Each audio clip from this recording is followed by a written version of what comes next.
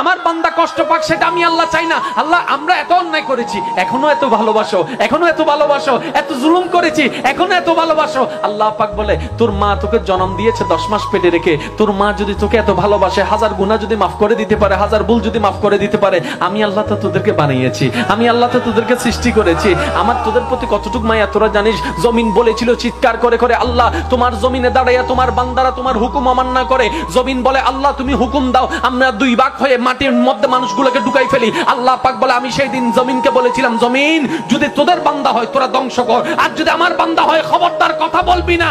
আমার বান্দা গুনাহ করলো সেটা আমি এবং আমার বান্দার ব্যাপার। আল্লাহ তার গুনার পাল্লা ভারী হয়েছে, জাহান্নামে না যাবে, জান্নাতে কেন যাচ্ছে? আরেকটি কথা মওলা, এই সবার বিচার করলা তুমি এরকম প্রকাশ্যে, তার বিচারটা কেন তুমি এরকম পর্দার আড়ালে করলা? সেই দিন রহমান উত্তর দিবে, আমার এই বান্দা কোন বান্দা জানো?